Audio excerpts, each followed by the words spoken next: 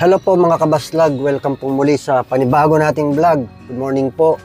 For today's vlog, pag-uusapan natin yung 10 dahilan kung bakit inaayawan tayo ng mga customer.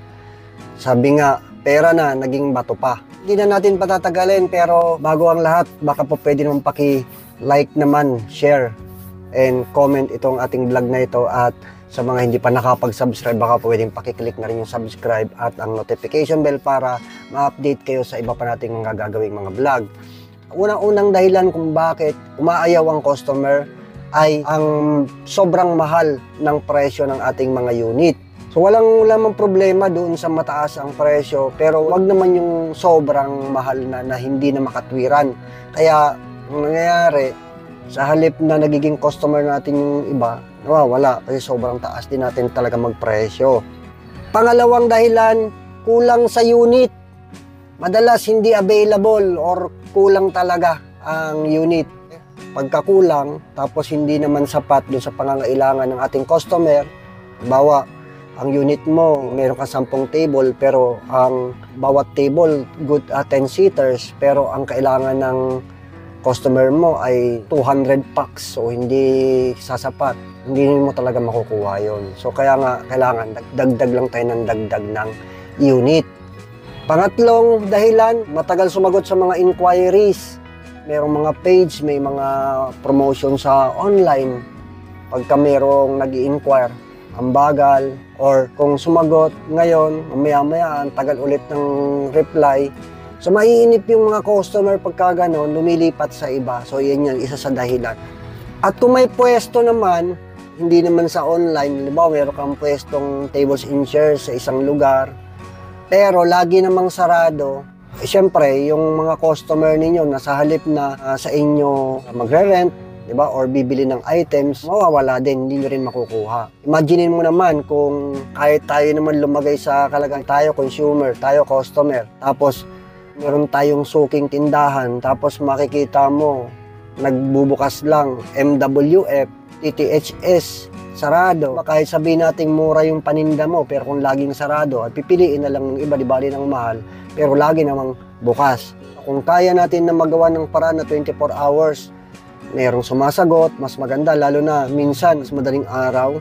Kaya kung meron kayong mga tao or mga pwedeng pagtiwalaan, pamangkin na wala namang ginagawa, tapos lagi yung puyat, tapos baka po pwede na pakisagot naman kapag ka mga nag-inquire sa ganitong oras, wala na madaling araw. Madalas na experience ko din yun. Minsan may mga nagtatanong, hating gabi, tulog na ako, nagtatanong madaling araw. Minsan pagka sinagot ko kinabukasan, wala na, ayaw nang rumeply. Yun pala, may mga iba na napagtanungan na maaaring doon na rin sila nag-rent. Pang-apat, mabagal talaga at ipinagpapaliban ng usapan.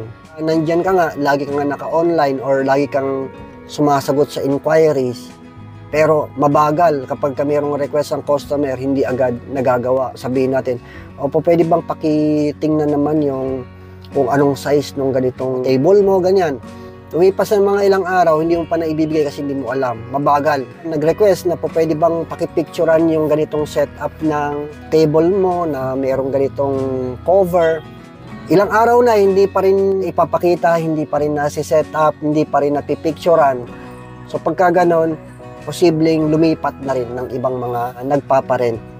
Number 5 na dahilan, sobrang taas ng delivery charge.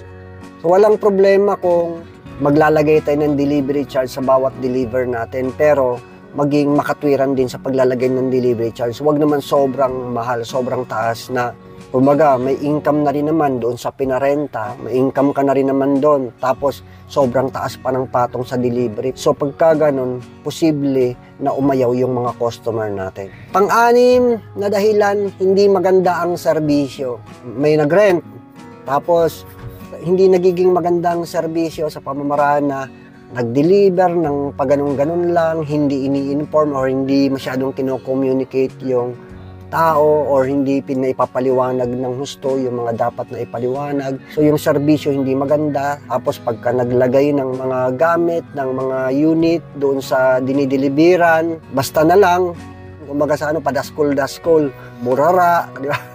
Nakakalat yung mga gamit. posible rin ayawan din tayo sa susunod. Kailangan maging maayos, organisado, at yung serbisyo natin sa kanila maayos, at kino-communicate natin sila kung kailangan na tawagan, kausapin, lahat ng bagay iisipin natin na para masiyahan yung mga customer natin. Iayos natin yung serbisyo. Pang-pitong dahilan kung bakit umaayaw ang customer, kasi walang isang salita. Nagpabago-bago, meron ng usapan, ilang oras na naman nagbabago-bago ng desisyon. Diba, nagpresyo ng ganitong halaga, tapos biglang binago yung presyo. Kaya sa pagpipresyo, tiyakin na tama talaga yung sa unang desisyon, sa unang presyo, yun na yung binigay mo. Ngayon kung nag-discount ka, huwag mo nang bawiin yun. Sinabi mo na, bitawan mo na, kaya kahit sabihin natin na parang feeling mo, lugi ka, hayaan mo na yun. Kailangan na panindigan mo, kailangan meron kang paninindigan. Kasi pagka ang customer, nagpabago-bago ka, talagang aayawan ka niyan, lalo na yung mga suki. Kung ano yung pinresyo mo ngayon, dapat sa mga susunod, yun pa rin yung presyo mo, hindi yung nagtataas ka na nagtataas. Okay lang sa delivery kasi depende naman yan sa lugar. Pero pag doon sa unit, ay sabihin natin pakiramdam mo, parang medyo ang baba ng naipresyo ko doon. Pasensya ka kasi ikaw ang nagpresyo nyo sa una Kailangan panindigan mo yun sa mga susunod na deliver mo, dapat yun pa rin yung presyo. Kasi pag nagbago ka, iiwanan ka ng customer mo na yan. Ngayon, kung talagang makatwiran na kailangan nating magtaas, kailangan na magbago, yun ang ipapaliwanag natin. Halimbawa, tumaas na rin din naman talaga yung mga bilihin, tumaas na rin naman talaga yung krudo, di ba?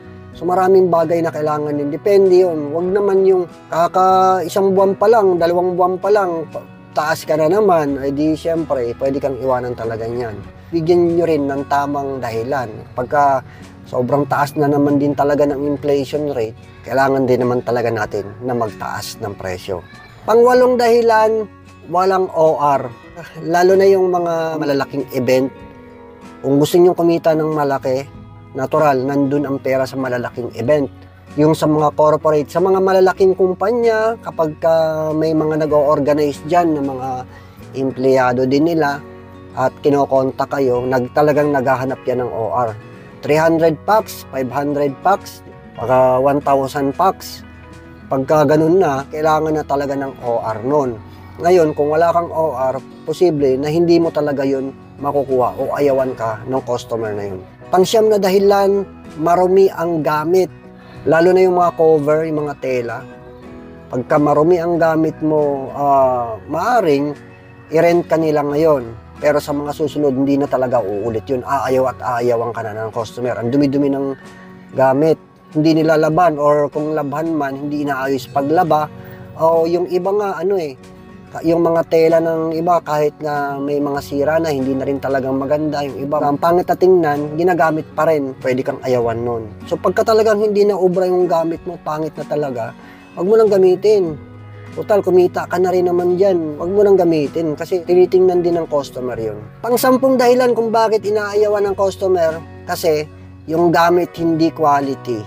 Kagaya ng mga upuan. Pagka halimbawa, upuan mo kung hindi quality, yung hindi branded, hindi matibay, aayawan ka talaga nun. Kasi matatakot ang mga customer. Alam mo naman natin, may mga upuan, mayroong mga gamit na nasisira, madaling masira, na nakakatakot yun, lalo na pag kayong mabigat ang customer, mataba, walang ma-open Pagka mabigat ang customer, syempre, pag umupo, hindi matibay ang upuan, wasak, delikado pa, mamaya, dahilan pa yun ng ikadiskrasya ng mga customer, baka kayo pa ang makasuhan. Kaya, pang-10 dahilan, hindi quality ang gamit. Hindi ako bayad dito sa upuan na binibili ko, hindi ako binabayaran sa pagpopromote, pero yan talaga yung binibili ko, Eurotex o kaya yung Ruby, yan, mga matitibay yan. Pagdating naman sa mga tela, may mga tela rin na mahinang klase. Pag umupo yung medyo mabigat or yung malilikot na tao, di ba, may mga taong malilikot, mawawasak agad kasi ang telang binibili mahinang klase, yung maninipis na tela. Sa akin kasi ginagamit ko Katrina, kaya medyo matibay. Ayan guys, hanggang dito na lang ang aking vlog at sana meron kayong natutunan. Salamat.